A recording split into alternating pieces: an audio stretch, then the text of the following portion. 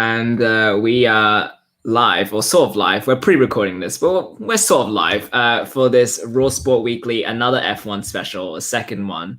Back after popular demand, or at least I'd hope so. But also because we've got a lot to talk about. So I am your head of sport, Josh Sim, pronouns he, him. And yeah, we're doing this again after last week's success / chaos that three of us presided over, but we've got a new member.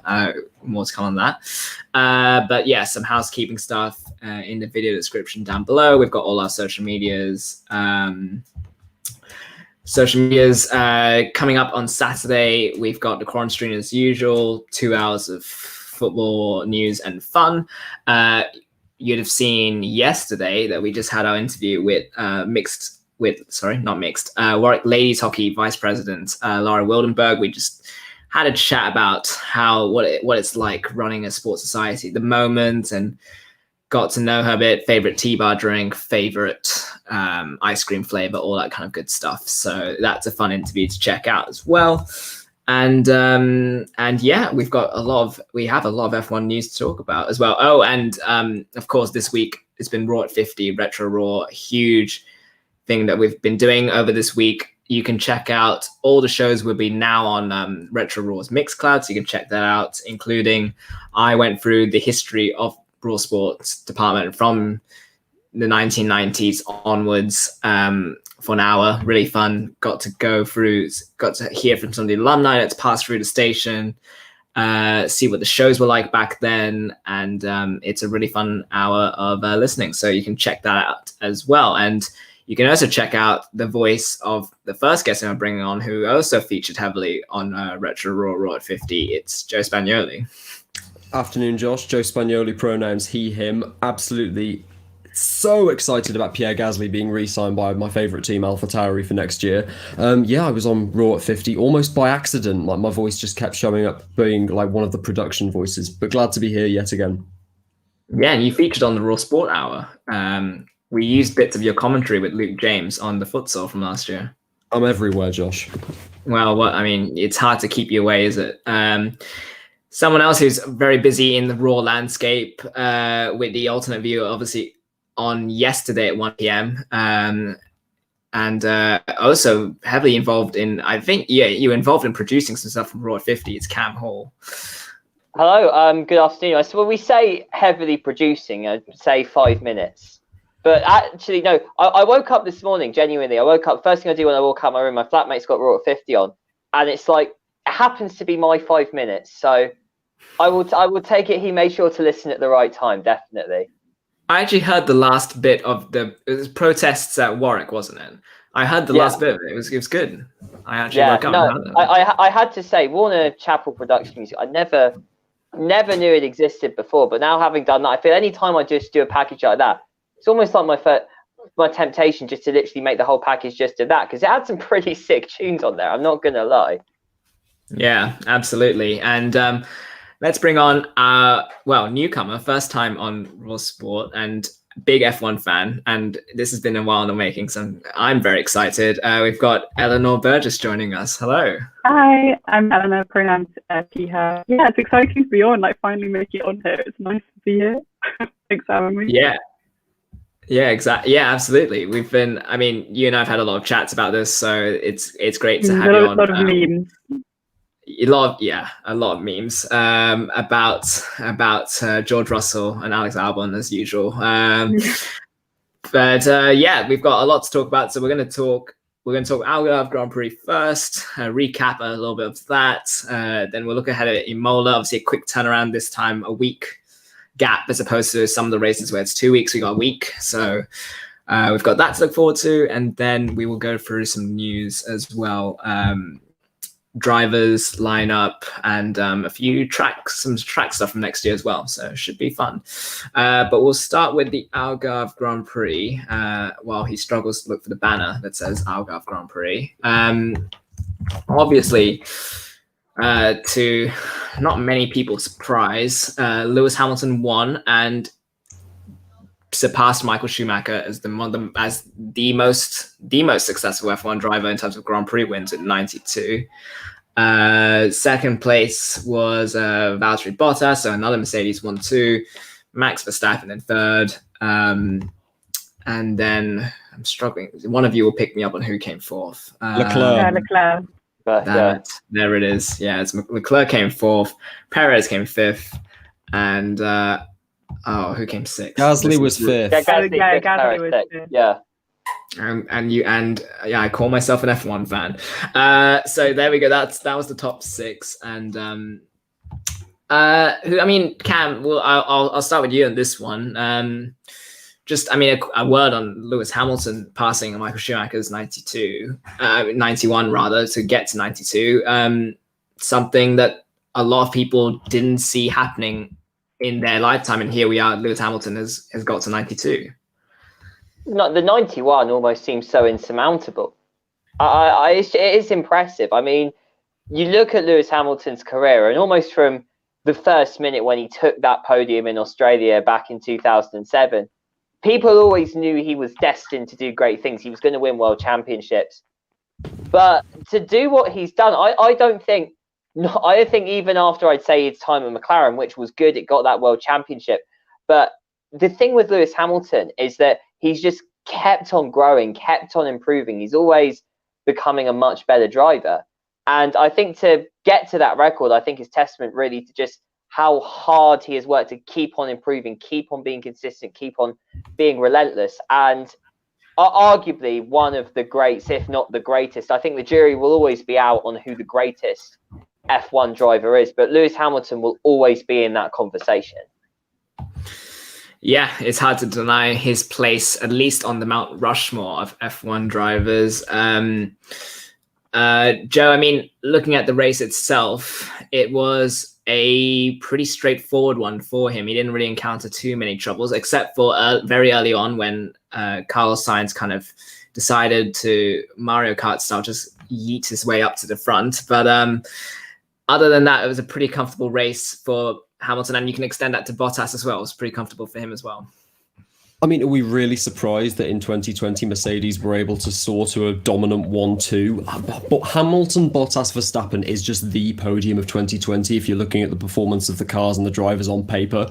In terms of the actual race, I thought it was an absolute cracker. After having hyped up the Algarve track for 11 years, it finally gets on the calendar and it finally delivered.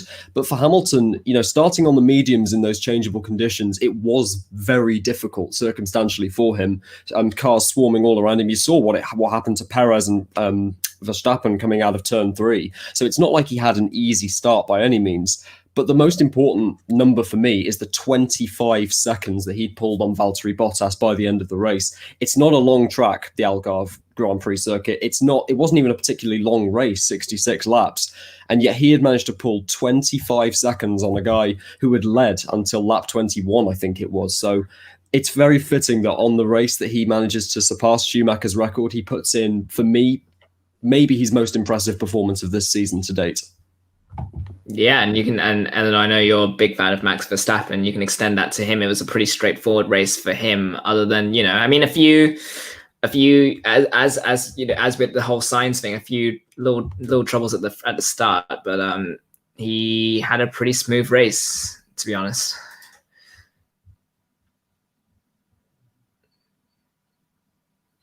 All right, I'm gonna guess Frozen. Literally just asking, yeah. So. Yeah. Okay. I'll drop her out just temporarily. Right. I'll come back to her with that question. But I think the three of us can certainly agree that the midfield battle kind of got the racing enthusiasts most excited. We'll see. We'll add it back in a sec. But I mean, talk about Pierre Gasly, Joe, and I know you're excited. This was another very impressive display from someone who, obviously, we'll talk about his future after this race, but after this season rather, but another very assured performance from him.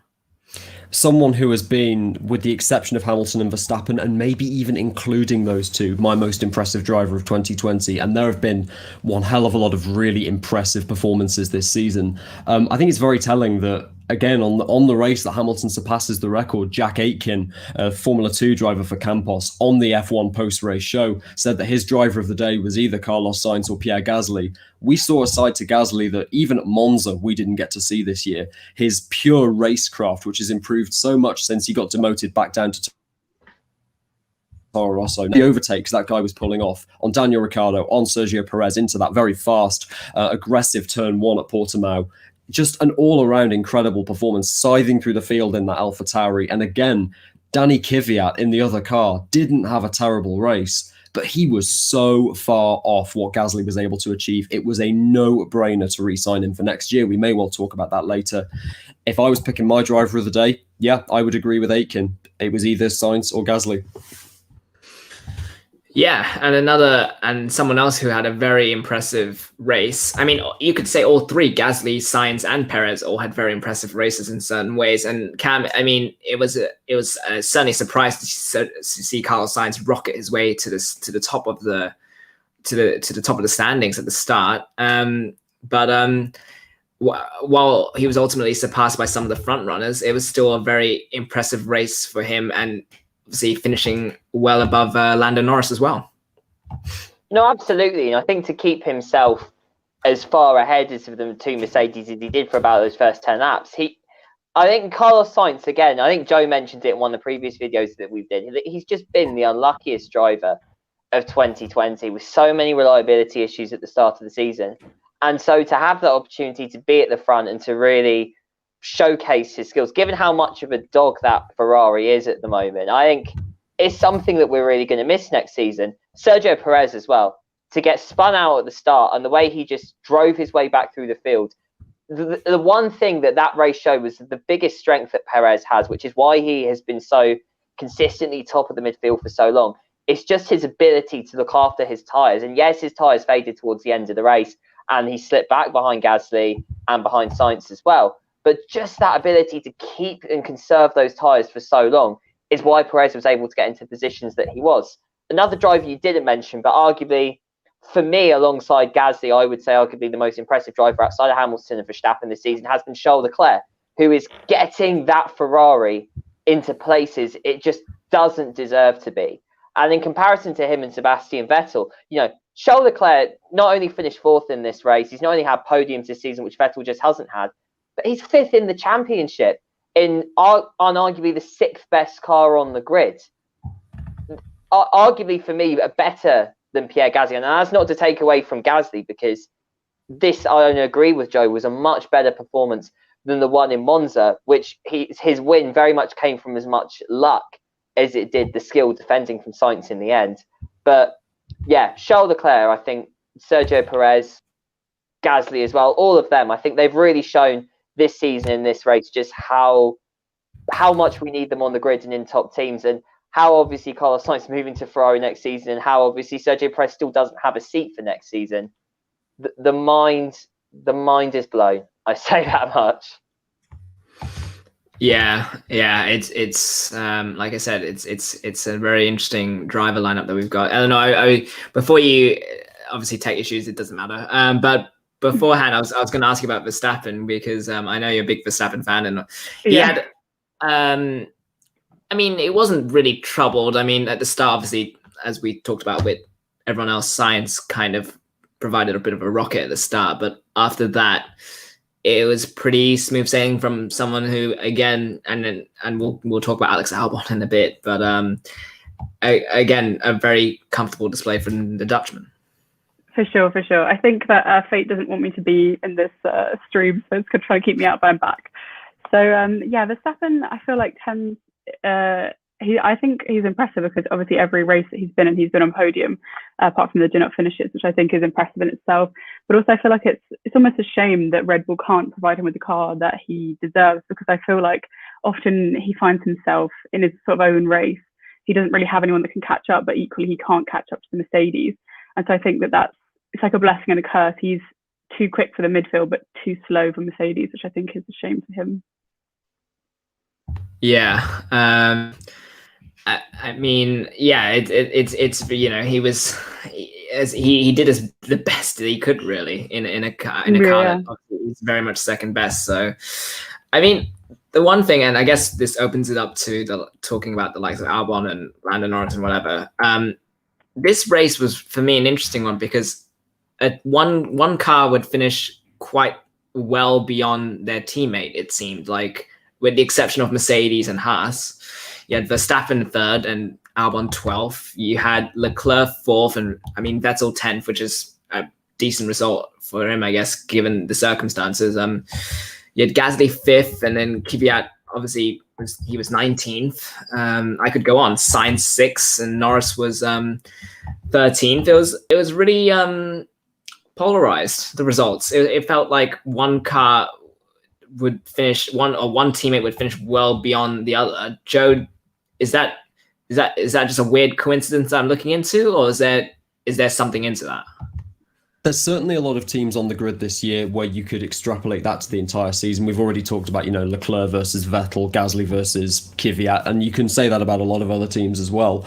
I think in this race, it was far more due to circumstances. I don't actually think a lot of them had bad races. Remember that Lando Norris was more or less torpedoed from the outside by Lance Stroll going into turn one. Yes, Norris ended up okay from that, but it did still disrupt his race. Kvyat as well caught up in traffic. And Alexander Albon, obviously I was lambasting him last week. He had another really bad weekend, but nowhere near to the same extent. And it was mentioned by a journalist on the F1 post-race show who does an awful lot with the race as well. He was saying that it was very suspicious that Red Bull brought Albon in as early as they did because his tyres weren't degrading to the same extent that they were back at the Eiffel Grand Prix when he was locking up into every other corner. And the suspicion was that they essentially pitted him and put him onto another set of tyres just so they could get data on Verstappen to try and optimise what the first car was doing for the rest of the race. That put Albon into traffic, which we know that incredibly unbalanced Red Bull does not do well in. And in the end, his race was more or less kiboshed from there. Yes, you can argue that he should be, his racecraft should be better. He should be better at overtaking cars that are vastly inferior. But we've seen enough times this season that Albon hasn't really got that in his locker yet, or the more likely case, which is that Red Bull simply does not behave well in the midfield that Albon so often finds himself in. There we go.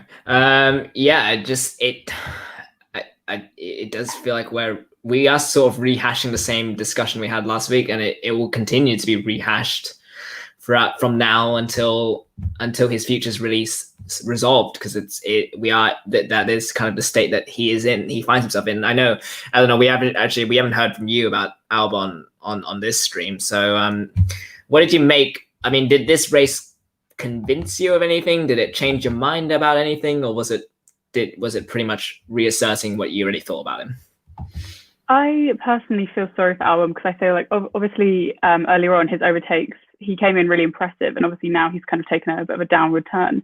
But I think there was a really interesting quote by Christian Horner recently about how Pierre Gasly, he thinks it would be in the same position as Albon.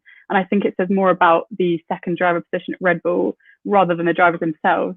And obviously Pierre is being hailed as like a hero, rightfully so. His driver's been amazing this season. But also, I think if he'd been doing the same sort of thing in the Red Bull first seat, he wouldn't have been so revered. And I think it's more about the toxic culture of being Max Verstappen's teammate rather than Albon failing within himself, I think. Unmute myself there again.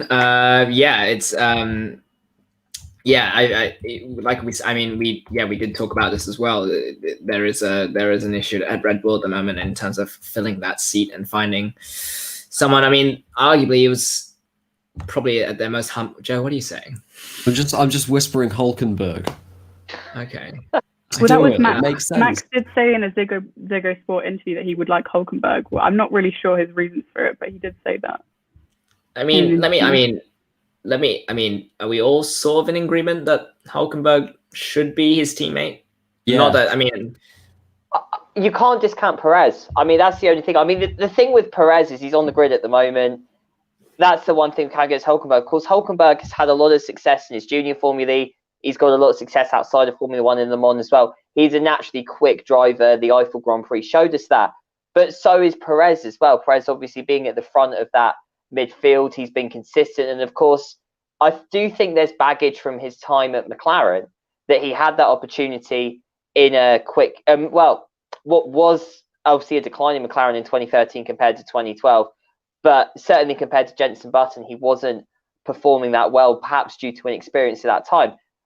Of course, I think the other thing with Perez as well is the money side of things. Whether Red Bull would want the corporate clash of Carlos Slim and Telmex trying to maybe have an influence on the team through some sort of money, whether that's the Red Bull way. So all signs point to Hülkenberg. But in terms of the ability of the drivers, I would say just through, yes, obviously Hülkenberg's had a lot of success, but I think just because he's been in Formula One for longer and he's been so ultra consistent, I would be personally more inclined to put Perez in the car instead of Hülkenberg. But I know Hülkenberg, of course, we've seen it has that natural talent, and it's not like Perez doesn't come without baggage either. Yeah, I think at this stage, both of them are well deserving of a seat, and Perez's performance in Portugal underlined that point. So yeah, well, I mean, we'll talk a bit about drivers' seats in a bit, because obviously there was news that one team has decided to do a do-over, completely change it up for 2021, which should be interesting. Any other takeaways from this race before we talk about Imola? I mean, for me, finding out Lando Norris rather hates Lance Stroll. Basically, I'm paraphrasing, but basically, that was a fun thing for me to find out. Obviously, he also had to apologize to Lewis Hamilton as well, which I think that's more of a respect thing. The Lando Lance thing, I do wish. I mean, I'm not wishing for hatred, but I would. It'd be very fun if both of them decide to go at it. So, anyone got any other takeaways? Any other drivers that caught the eye, or any other performances, or should we move on to Mola? I wasn't sure if you spoke about this when I was gone, but I was really impressed by Raikkonen's performance in this race. Like, I was really surprised. And I think that probably like many others, I kind of discounted him, and I was wondering when he would retire. I thought that maybe Mick Schumacher would take his seat. But I was really impressed with him. Like, he obviously outperformed his teammate. He passed 11 people in the field. He ended up 6th at one point, I think. And Max Verstappen in the post-race interview was equally as shocked, which I think is testament to how well he drove, really. Yeah, I'm trying to find that meme that I saw of to do with Raikkonen's start, because it was a bit like Carlos Sainz's start. It was a very he just took off and just blew past the field again, and Joe, I hate to say it, but yeah, Giovinazzi kind of got showed up by Raikkonen. There's no hate to say it about me. I think he's one of the weakest drivers on the grid. I don't think he's been terrible this year, because I've not been that impressed by Raikkonen either in what is a declining Alfa Romeo. But no, I mean, Giovinazzi, right from those first tests he had at Sauber when he slammed into the wall at Shanghai, he's never looked like the complete package for Formula One. I reckon he's got super formula written all over him for the next couple of years. Right, and I'm just trying to see if this works. Please work. And boom. There we go. Oh, it does work. Have you seen this, Joe? I've not seen it, but I do approve. There we go. Even down to the fact that Rowan Atkinson's so much older than all the other cyclists as well. Yeah, that's a good point. I'm just gonna mute that. Yeah, it did feel like this. It did feel like everyone was doing their own race, and then Kimi just did his own thing, just kept his head down and did his own thing. I saw someone said it was almost like you're playing one of the F1 games, and you just have it set to the easiest, and you just go on the start and you're just overtaking everyone on the first lap. Oh, yeah, there he is. Yeah, there he is. I was going to say as well. Whilst we're here, one driver we haven't mentioned, George Russell. Yeah, he said it was his best performance of the season. I think the most complete weekend he's had. And again, I'm sure we'll get on to talking about it later. But how the fact his seat is under threat for next year, and arguably the hottest young prospect on the grid at the moment, mind boggles. Yeah, well, maybe, and we talked about how Red Bull kind of manage their young drivers. Maybe Mercedes want to move him to a different seat just to see how he goes for his development. Who knows? So yeah, with that, I guess we can slide into Imola. So again, like we said, only 1 week before the next one. Joe, I know you're excited for this track. Why are you excited for this track? There are a number of reasons why I'm excited. Namely, well, first of all, it's in my country. Secondly, it's in my region. Namely, the fact that it's the Emilia Romagna Grand Prix. It's not even the San Marino Grand Prix like it used to be dubbed. It's on Italian soil. They're naming it after the region, just like they did with Toscana and Mugello. I don't know if I'm necessarily that excited for the race because, as we may well talk about, Imola is quite a bit thinner in terms of like the asphalt space than a lot of other tracks are, even by comparison to Mugello, which I classify as a motorcycle track. But it is an F1 classic. Obviously, a lot of tragedy there in the past, but also some fantastic racing when the cars were somewhat smaller than these ridiculously ultra-wide monsters we have now. But, you know, Cam was talking last week about how he wants like more classic tracks to return to the schedule. We've had quite a few added in this impromptu COVID-19 season. And even if Imola never shows up again, I think it will be one hell of a spectacle to watch these cars go around it. And it'll be fantastic to see the Emilia-Romagnan flag flying for the first time ever at a Formula One Grand Prix. Yeah, I'm just I'm good. For a second, I was on mute there. I'm just reading that it is, one, there are not going to be any fans there, which is unfortunate, but understandable given the circumstances at the moment, but also that they're shortening the race weekend to 2 days and not 3 days, which is an interesting development. I mean, Cam, do you think that change? I mean, what impact does that have? Do you reckon on teams and drivers?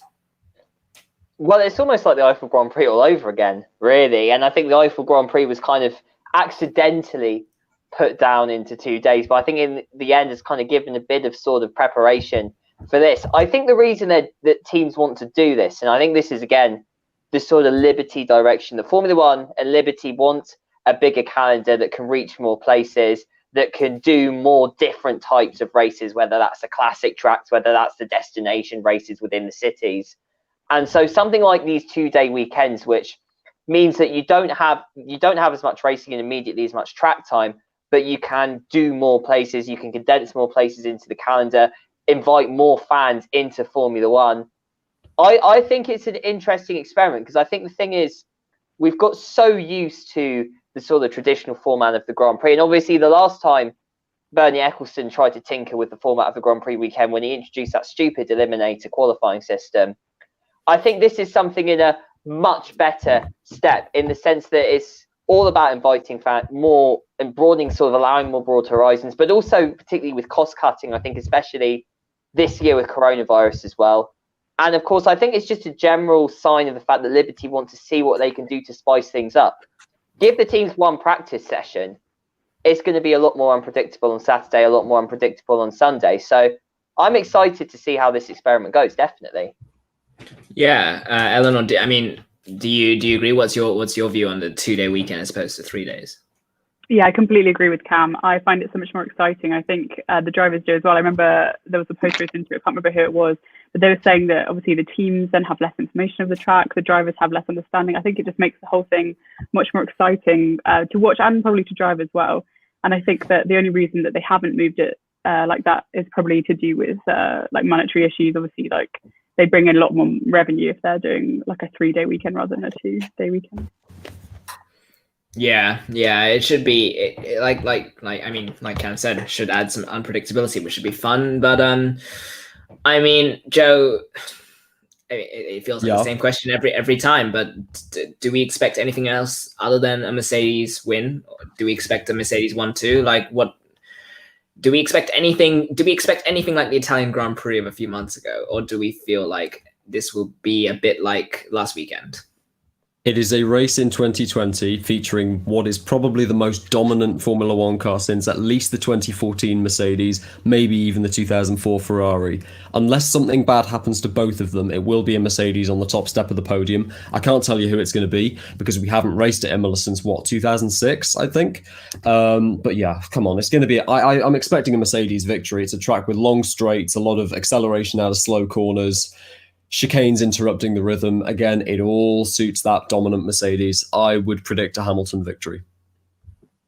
Yeah, I'll ask for predictions in a sec, but you mentioned sort of the track outline there. Cam, do you think that favors, which other teams does that favor besides Mercedes? Are we expecting Mercedes powered cars to do well, for example, or are there other teams that could sense an opportunity this weekend? Well, there's a lot of straights, definitely. It's a lot of straights, but also, and I think particularly if you think of how the track changed, obviously from 1995 after the death of Ayrton Senna, obviously you've removed the fast corners of Tamburello and Villeneuve have now been interrupted with chicanes. They were obviously places where you would get, really fast corners. A lot of downforce needed to go through that as well. But obviously downforce coming out of those corners as well. Mercedes, you can't see past them, really, and I think you do need to have a good balance around here. So I think Red Bull maybe might struggle again. I think a team that will do well here, we talked about McLaren and Renault last time at the Algarve. Obviously, teams that tend to enjoy, or they've enjoyed sort of lower downforce tracks. I think particularly with the amount of straights here, I think they might enjoy the straight line speeds as well. Racing Point, I think, will have a good car. So, I mean, I don't see anyone who's particularly going to struggle or not struggle. I think whilst this is a very fast track, I think that's the general thing with Imola. There's enough long straights, but there's also enough slow corners that I think whether you have a sort of setup that tends to lower downforce or a setup that tends maybe to higher downforce, I think there's enough in it that I think it's going to be very much a sort of status quo. I don't think there's any team that's going to particularly benefit from this track. Joe, you had your hand up. Yeah, I think one team that's going to struggle on account of the fact that there are multiple places on the track where you need to brake hard and fast, Haas. The irony of a car that is mostly built in Emilia Romagna, probably struggling at the Emilia Romagna Grand Prix, isn't lost on me, but they have had braking issues for so many years. And, as we'll see, hopefully in a few minutes, some of the braking zones on this track will crucify that car, especially if Romain Grosjean's at the wheel. Yeah, I'll let you, if you want to prep for the track simulation that we're going to do again. It's prepped. Hit me up when you need it. All right. Well, I have one more question to ask. Eleanor, do you have, you had the guys obviously very high, and at this rate, being high on Mercedes winning is pretty normal by standards now. But any hopes for Verstappen in challenging, or is it likely to be what we saw last weekend? I don't know. I think it's always dangerous to get your hopes up too much because of just the era of Mercedes dominance. But I also think that something kind of nice about Hamilton winning so much. Obviously, the last person to win there was obviously Schumacher.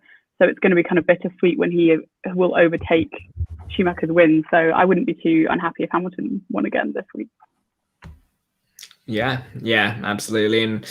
And with that, Joe, are you queued up? Yeah, I'll flip the webcam around. All right, let's go. Great. Hang on. I will. How do I do this? Nope. Boom. Right, I absolutely hate this setup. Right, okay, Autodromo Internazionale Enzo Edino Ferrari, otherwise known as Imola. Obviously, there's the start-finish straight, but spoiler alert, it's not a start-finish straight. It's actually two corners, the Variante Bassa. I don't know if this is going to be a DRS zone or not, but whatever the case, prepare for me to absolutely crucify this lap. You break into, as Cam said, the Variante Tamburello was once a flat left-hand corner before obviously change following the death of Ayrton Senna. Going onto this short straight, a little bit of electrical deployment going down into the Variante Villeneuve, named after the late Gilles Villeneuve, of course. Yep, there's my lap, absolutely kibosh straight away. Then you've got one of the first tight corners on the circuit. This is called Tossa, and it is an uphill left-hand hairpin. And of course, you've got the large elevation coming out of the corner. We talked about this at Algarve. It's going to favour the Mercedes power unit into one of the most iconic corners for me in the history of Formula One, Piratella, which I only just managed to hold on despite the fact I'm on perfect tyres. This is a complex known as Aqua Minerale, a double right-hander, completely missed the apex, and it's another hill on the way out. Again, the exit is going to need to be so optimized it suits the Mercedes. Here's a chicane which is far tighter than it has any right to be, the Variante Alta high chicane. Again, you've got to absolutely maximize the exit because this is one of the longest straight line sections on the track despite the little kinks, and this is where Haas are really going to struggle. The long braking zone into Rivazza, a double left-hander which effectively forms a hairpin, but it's really two 90-degree corners. But that is more or less it already. A big boost of electrical energy out of the final corner onto Bassa yet again. My terrible lap comes in at about a 124 around Imola. We can expect in this faster modern generation of Formula One cars, I reckon we may well see a time in the region of 122, 123.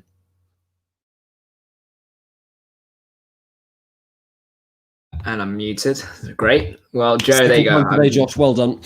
Thank you very much. I'm looking at the lap record, and it's hard to say because, as you guys have said, that this track has changed a few times. So, I mean, the one that comes on Wikipedia is Schumacher's time of 1:20.411, which was the track when it was at its state in 2004. So, but again, as you guys have said, the track's changed a lot. Do we think? I mean, Joe. I mean, having just done that, do you reckon 1:20? Is that the time we should expect something faster? What do you reckon? I reckon the track record's going to get broken. Not by the same extent that we saw it broken at, say, the Nürburgring or Monza. I mean, the F2004 was so dominant in a straight line is the problem. Even Ferrari was shocked by how good it was there. But yeah, nonetheless, I do expect one of the Mercedes will do it. Again, just because the car's so well optimized. Straight line grunt of the Mercedes power unit. Yeah, I reckon the track record's going to get broken. Yeah, when like Hamilton is like 30 seconds gap and he can just do what he wants at the end of the race. Yeah, I mean, impressions there. I don't know if you knew much more about Imola as a track beforehand, but any new impressions from that lap that Joe put together, or did it reinforce what you already knew? Yeah, I think it just reinforced what I already knew. Obviously, it needed to be changed after Senna's death. So I think it's just, I don't know. I appreciate the extra safety precautions, but obviously it does take something off the track, I think. Yeah, it does. And I feel like we could probably make predictions now, unless there's anything else anyone wants to bring up about this Grand Prix. So Joe, you said Hamilton's win. Who are your other podium mates then? Would it be so boring if I was to say Hamilton, Bottas, Verstappen? I mean, I said Ricciardo would finish on the podium at Algarve. That obviously didn't happen. I mean, I hoped you would wish it into existence, but you didn't. Any drivers that you think could have a surprising race then, or a very good race?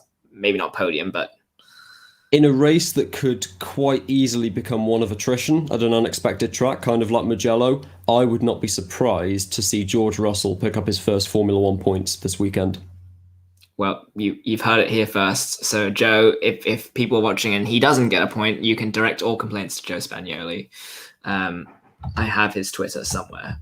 While I find that, Cam, what do you think about predictions? I mean, I'm guessing you're going for a similar 3. So if you are, then I'd then ask you the same thing of which driver do you think could have a surprising good race or a not surprising good race? I think Carlos Sainz. I think obviously he did very well at Monza, and I think let's not forget, even with the chicanes that have been added into Imola in recent years, it's a very fast track. Particularly that section coming out of Tosa and into the chicane with Acqua Minerale as well. That's a very fast track. And again, one of the other things as well to mention with regards to that pit straight, of course, the old records were set when Bassa was a chicane at the end of the track. It was slow going into that pit straight. Of course, now it's all one long straight. Once you come out of those two left-handers all the way to Variante Tamburello, it's just one long straight now. And I think that Renault, again, just the thing about the Renault engine in general this season, which is that obviously straight line speed was its one sort of big deficiency in the past, but that's something they've really worked on and developed this season.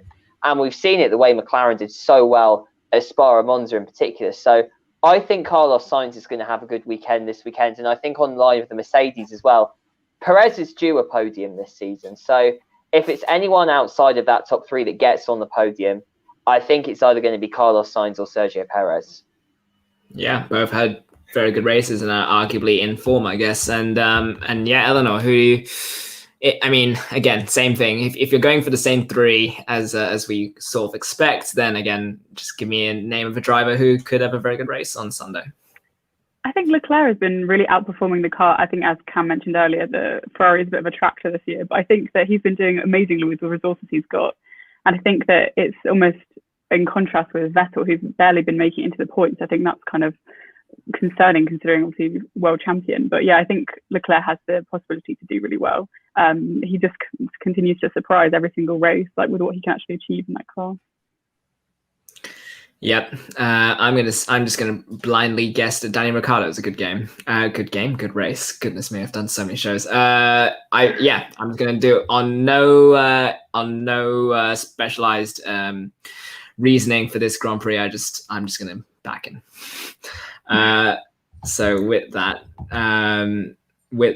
Cam, do you have a driver outside the top three who you have a particular fondness for? I mean, this season, and this has really come out of this season. Actually, I've always thought Charles Leclerc is talented, right, and always talented. But this season, I think for me, has been his most impressive than his previous two, because the first two, obviously, very low expectations in both seasons. Even in Ferrari last season, and he still performed to them, even with the dodgy few races. But this year, with high expectations at the start of the season, before we knew just how much of a tractor, as Ellen described, that Ferrari was. Again, he's just putting that car in places where he just shouldn't. And I think as a driver, for me, if I was to say my top 5 drivers in Formula One at the moment, I think he is definitely in there, perhaps even just behind Hamilton and Verstappen, just because he's come on so much this year. And I think almost the way Lewis Hamilton in 2009, when he won that championship and he got that very difficult car in 2009. And again, obviously, Lewis Hamilton was not enjoying it until he got the upgrades on the car that took it to the front of the field. But the difference between him and Kovalainen that season kind of proved actually just how early on, just how good a driver Lewis Hamilton was. And that was even with the World Championship under his belt. And so I think that has really been Charles Leclerc's moment to just show how good a driver he is. And I think for me, someone who I thought will probably win a World Championship in the future, I'm thinking now as someone with him and Verstappen, and George Russell as well, could be a real sort of dynasty of Formula One in the next decade, which I'm really looking forward to that, because I think the young talent on the grids, I think epitomised by Leclerc, Verstappen, all that, it is so impressive at the moment. I think arguably the greatest wealth of young talent in Formula One I can remember, at least this century, definitely.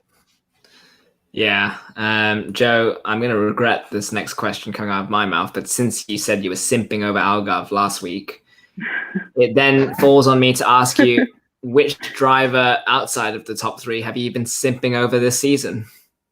I mean, all of my favourite drivers are outside the top 3 this season. Leclerc, Gasly, and Sainz.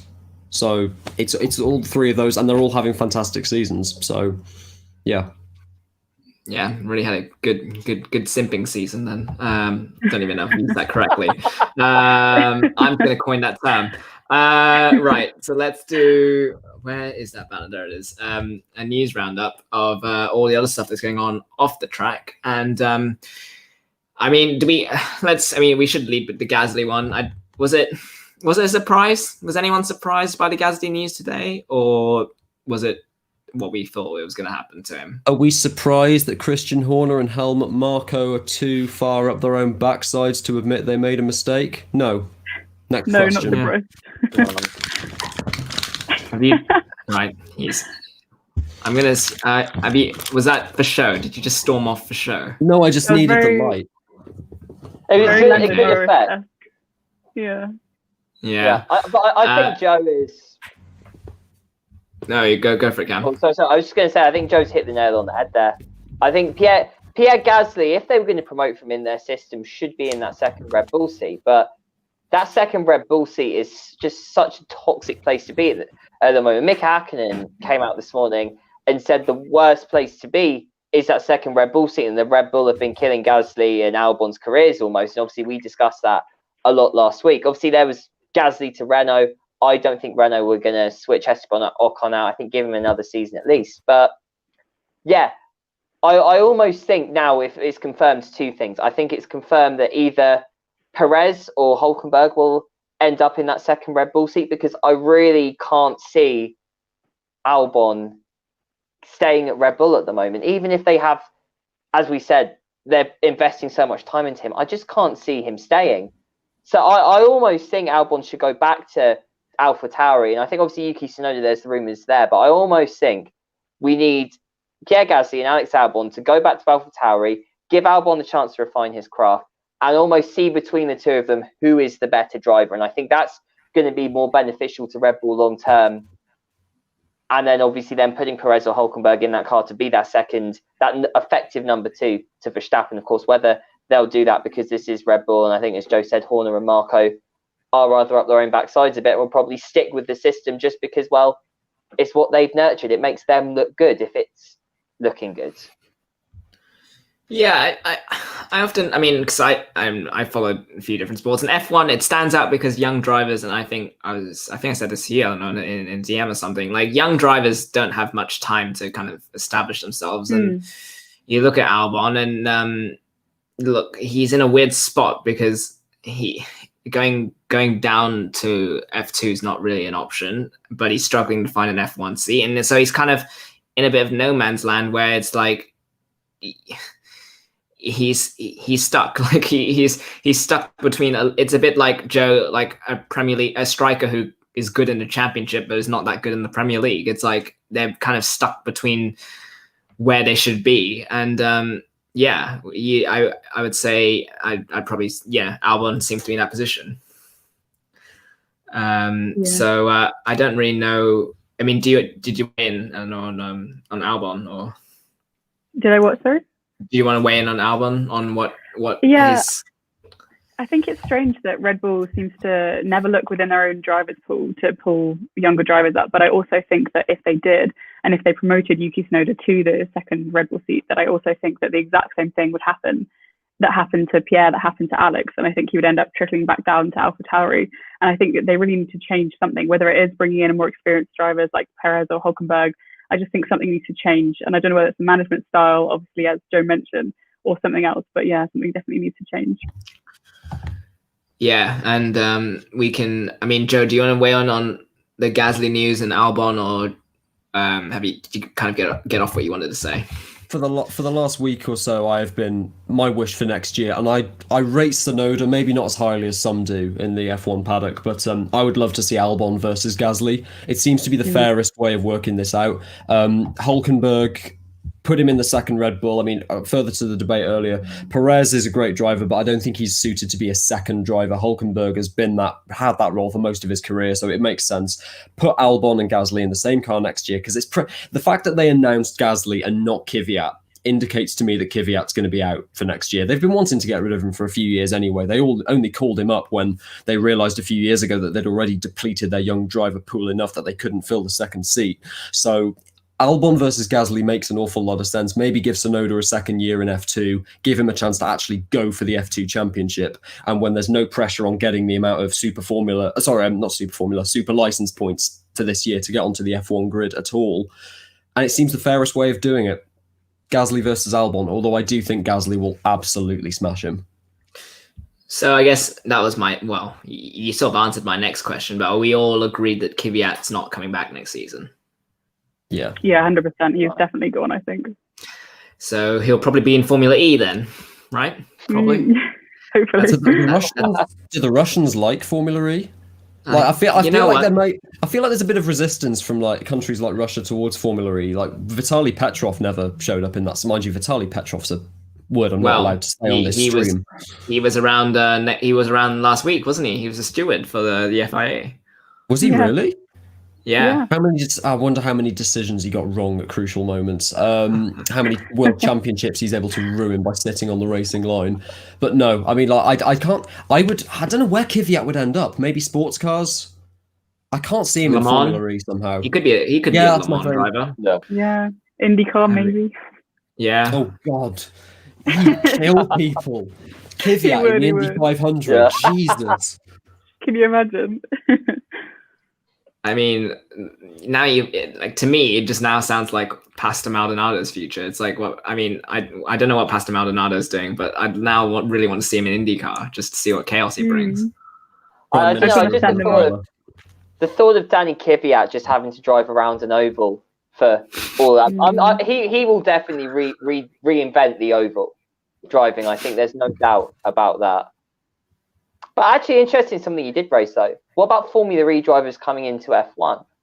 Because Formula E is almost seen as a retirement home. But is there the possibility that obviously there have been some drivers who've done really well in Formula E, Antonio Felix da Costa obviously being the obvious example from this season. Would there be ever a way that drivers can come from Formula E back into Formula One? Because there's a lot of drivers who arguably in Formula E at the moment, I would say, didn't have enough of a fair fight. Stoffel Van Dorn being the obvious one for me. Yeah. So I think if that could happen, I think that would be interesting to see, definitely. Yeah, Pascal Wehrlein is there at the moment. I look, Jean-Eric Verne was a pretty solid driver when he was in F1, and he's there. Sebastian Buemi did a stint at Toro Rosso. Lucas de Grassi, I think, was it Virgin Racing? Was that? Yeah. That was the team, wasn't it? Yeah. 2010. So yeah, there's certainly a lot of crossover, and you're right. Maybe someone. I mean, Felipe Massa obviously was there for this season as well. So yeah, there's certainly a lot of crossover that we'll see. But the other team that kind of switched around drivers was Haas. They announced that both Magnussen and Grosjean, both drivers we could see in Formula E. Realistically, I think that would be more realistically than Kvyat, but they've decided to have a complete makeover, essentially. Get rid of their drivers. I think they cited financial reasons. I think that's what I read into it. They cited that those guys would, for financial reasons. So that, I mean, to me, and I don't know if everyone else is at the same, that sounds like two young drivers are probably going to get those seats then, right? They wouldn't get rid of Grosjean or Magnussen if they thought those guys were expensive and then went for like a Hulkenberg or Perez, because those guys would surely command similar wages. So, Joe, I mean, you follow a lot of, I mean, you have your finger on the pulse in terms of young drivers. Mick Schumacher seems to be one of the names linked with a Haas drive. How realistic and how likely is that occurrence to kind of happen? Very realistic, very possible. Obviously, Haas, despite being officially an American team, the car's built by Dallara, who are based stone's throw from where I was born, in Emilia Romagna, near Parma. So again, Italian links. They use Ferrari power units, much to their chagrin this year. So again, there's the link there. I've heard a rumor, and I don't know how true this is, that if Mick Schumacher finished top 3 in the F2 Championship this year, he would be almost guaranteed a seat at Alfa Romeo for next year, with Giovinazzi probably moving aside. At the moment, with only 4 races to go over 2 race weekends, it looks pretty likely that Mick Schumacher is going to take home that unlikely F2 championship. So, yeah, it makes sense to put him in the car. I wouldn't be surprised to see him in Alfa Romeo as opposed to Haas. And whichever seat isn't taken and is left available, Callum Ilott, the young Brit who has had a stunning season for Virtuosi, very unlucky, but still second in the championship. I think he's a natural fit for the other car as well. Unfortunately, pay drivers continue to dominate Formula One, and there is a chance that, despite being okay, the young Russian Nikita Mazepin, owing to the amount of money that his dad has, could find his way into that Haas seat, which might well be the same reason why Sergio Perez is considered as well. But if I was to assign an ideal lineup that Haas next year, Perez, lead driver, Ilott, young driver. Interesting. Eleanor, do you have any thoughts on who Haas could turn to for 2021? Yeah, I had the exact same thing as Joe, Nikita Mazepin, which I think is a massive shame because not only is he, I don't think, that good of a driver, but he also has punched Callum Ilott in the face, I believe. So I don't think that would be a great asset to Formula One, especially the fact that I think that Formula One should try and move out of paid drivers. I think there was some recent FIA efforts to try and make it more equal. I didn't read up on it properly, but I think it's a shame for it to be solely due to financial reasons. And I do think that Grosjean will retire after this. I am racing to find this Callum Ilott punch thing, and I haven't seen this. Right, yeah, let me it was in an F2 again. Race. It was a while ago now, but I think it was Callum Ilott cut him off or something, and he punched him in the face. Yeah, there it is. Yeah, okay, cool. Everyone sees what I see. And wow. nothing came of it, which I think is quite disgusting behaviour. So, assuming everyone's reading this as I scroll. North India, that's a throwback. Yeah. Well, so hey, another hot-headed driver entering Formula One. Well, I mean, that's exciting. That's always exciting. Cam, I guess, do you agree with what the two others have already said about the Haas seats? Do you see, is there any other name you'd throw into the ring for a potential spot, or is it, I mean, are those guys the front runners at the moment? Yeah, I think Joe has hit it absolutely on the head there in terms of who should be where. I think Mick Schumacher will have, I think Alfa Romeo, I think, is a better fit. And I think for what Schumacher has and the potential that he has, I think almost having that experienced teammate in Kimi Räikkönen who's been there, done that, I think would be really beneficial for him. I almost think that's a dead set. There will be Räikkönen, Schumacher, Alfa Romeo. Haas is an interesting one because Haas sort of have an abundance of drivers. And the thing is, Nikita Mazepin, I think, is possibly the worst possible option, being obviously he's okay, but he is a paid driver. His dad will command a significant stake in that team, which, as we saw with Rich Energy and Haas, is not a good mix. And obviously, of course, Nikita Mazepin is just not a nice person. And that's not the only incident documented of Mazepin. There was a recent Instagram story that he did. And again, that was said some absolutely disgusting things. And particularly, there was one comment towards George Russell as well. So Mazepin's just not an all-round nice person. But obviously, F1 drivers don't get their seats through being nice. And yeah, Callum Ilott, I think, deserves to be on the grid. Definitely. I was reading someone who said that Ilott very much risks being that driver who got away if he doesn't get on the grid this season, because I don't think he can do another F season in F2 because he's shown what he can prove. I don't think there's any more to gain from him than there is, I'd say, with Yuki Tsunoda, for example, who I think has more to show, in the same way Mick Schumacher has had this season to show more of what he can do. Yeah, I mean, it goes back to the whole thing that if you kind of graduate F2, then you really only have F1 or FE, Formula E. And that's really the only places you go, or you switch out and go to Le Mans or IndyCar. So yeah, it's a tough spot for drivers like Callum Ilott, should he not get a seat, but everyone here seems pretty convinced it will happen. So we'll see what happens then. I guess other news in terms of, I think the last bit of news is to do with the calendar next year. So let me just find that bit. So actually, Cam, I mean, you read this beforehand. So do you want to just give a quick rundown of the major, takeaways from the update to the calendar? So based on what I've seen, and this was on BBC Sport earlier, it's the same 22 from this season. A couple of differences. Firstly, the Dutch Grand Prix Zandvoort has been moved to just the end of the summer break at the end of August. It'll be a triple header between that, and then into Spa and then Monza. And then at the end of the season, the race in Interlagos has been replaced by what will be, so it will be a race in Saudi Arabia for 2 years. It will be a street circuit in Jeddah. And whilst they are racing there, they'll be building a permanent circuit in the middle of the desert in a place I sadly can't pronounce. That's where it's going to be from 2023.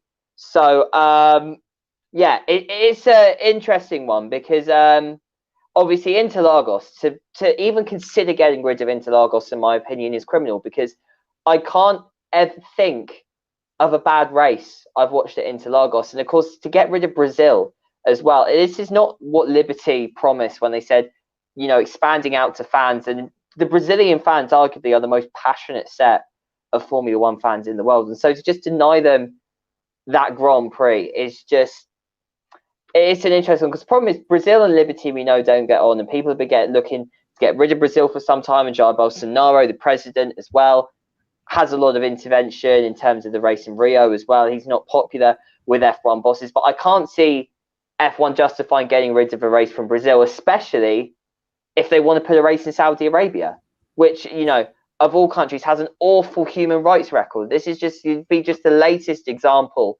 of Saudi sports washing, which is just, it doesn't sit right, I would say. Yeah. I mean, with regards to Interlagos news, Eleanor, I know you've been on top of that bit of news. That story has been out there for a while, and I know you've been on top of it. So, I'm just keen to hear your thoughts on the situation at Interlagos at the moment. Muted. Mute. There we go. Welcome to Raw Sport. Yay!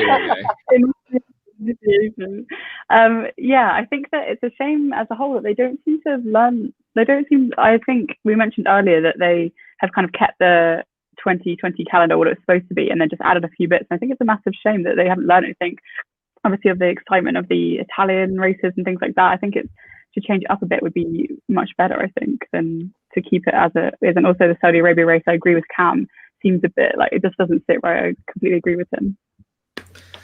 Yeah, Joe, I mean, it's an interesting dilemma because obviously Liberty Media came in and the MO was to keep these historic tracks while also trying to expand it to newer markets. And it does appear like, obviously this year they've had, for COVID reasons, they've had to kind of resort back to these classic tracks. And then it's almost as if they're trying to make up for it this year by then going kind of global again next year.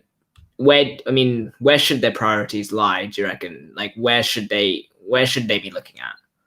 It's important to remember that Liberty's target of 25 races a season is still some way off. 22, which is what it was planned to be this year and next year, is still some distance away. Those are 3 slots that could well go to classic tracks, although judging from Liberty so far, may well not be the case. We might just see a street circuit in New York or Miami, which, judging from the history of US street circuits, absolutely no one wants. I think it's also worth pointing out that this is a provisional calendar. We've seen how much coronavirus affected this season with the state of second wave across a lot of European countries, the fact it's still not really under control in Far East Asia. Again, we may well see the season massively disrupted next year and a return to Mugello, Algarve, Nürburgring, which, again, I've been saying tracks like these should be on the calendar for years. We had some of the best races that we've seen in years. But again, if Liberty add more venues to the calendar, it will most likely be where the money is. The fact that, I know I rant about it every week, but the fact that the Sochi Autodrome and the Russians have a Grand Prix is on the calendar, the worst F1 track for 30 years by an absolute mile, that's a case of sports washing. Even though it's a decent track, Sakhir in Bahrain, Abu Dhabi, which isn't even the best track in the UAE. Dubai Autodrome is much better. That's about 10 miles away. There are better tracks in the Middle East right now if you want to have tracks out there. There's a Grade 1 circuit in Kuwait. There's a Grade 1 circuit in Qatar at Losail. You could quite happily have a Grand Prix there, but no, they have to go and build one in the middle of the desert in what is definitely going to be an unsustainable project fueled by massive human rights abuses. Don't sue me. So yeah, I don't have much hope for it because the sport is becoming so financially dependent again in the wake of a second recession. I just really, really hope that we see more classic tracks, or at the very least more good tracks coming onto the calendar. Brackets, Algarve. We need a Portuguese Grand Prix. Portugal have 2 Grade 1 circuits. Both of them are great, but please, the race at Portimao was amazing. Put it on the calendar every year. Thank you.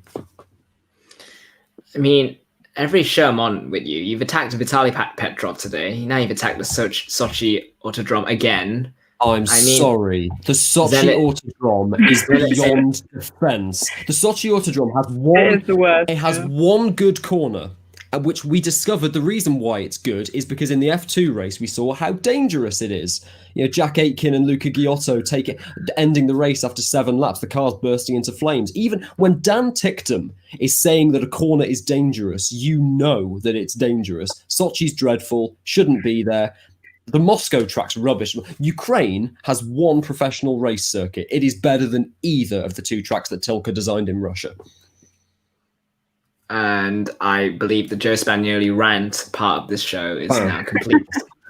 As always, you're entitled to 1. Like how I get 1 mute mistake, you get 1 rant. I feel the Raw Sport drinking game. Over the next few weeks, in between work, I will be designing a bingo card for all of Raw's presenters and the habits that we have.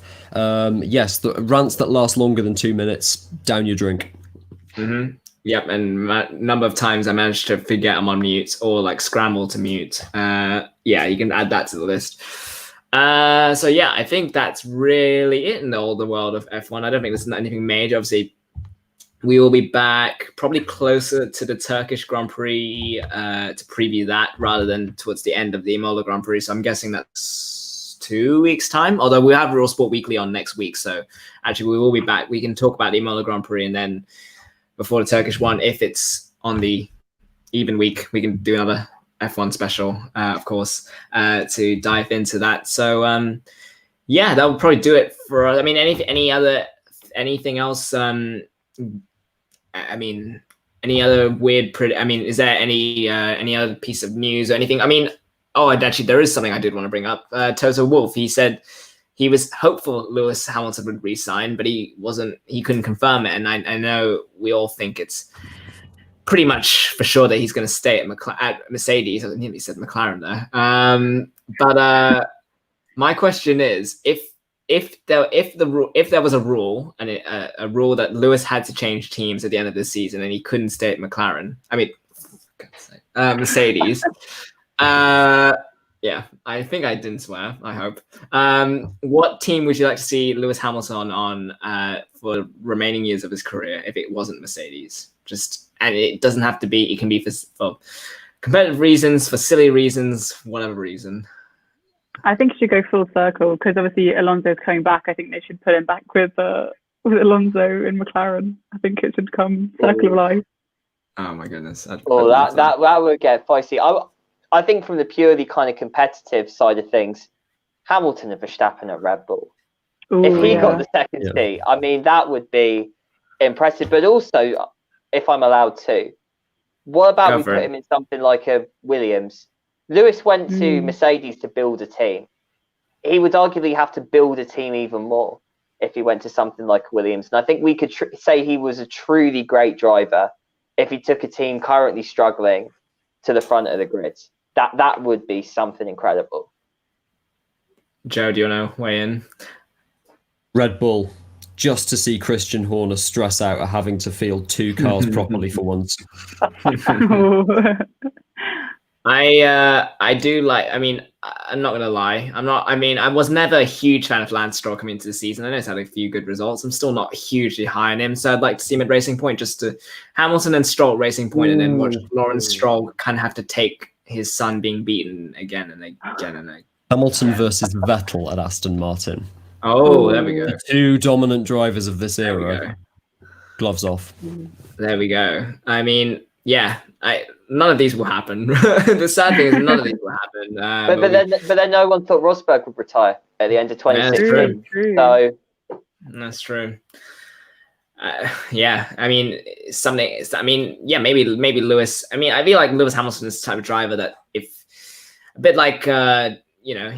he wanted a new sporting challenge, I feel like Mercedes would let him and he'd go out and do it. I feel like it's not one of those where they, I'm sure they'd contractually want to keep him the whole way, but I feel like if he wanted to go for something different, I feel like they'd just let him because he's earned his right to do so. So who knows? Maybe we'll see him in an Aston Martin or Racing Point or a Red Bull or wherever. Any car except for Haas and Sauber, it seems like, or Alpha-Tauri from what we listed. So on that fun note, we'll wrap it up for this week. My thanks to Eleanor Burgess joining me, Cam, Joe. Thank you all for joining me for this. This was a lot of fun, and we will be back on Saturday with the Quarren stream to go through all the football stuff. So until then, we'll have a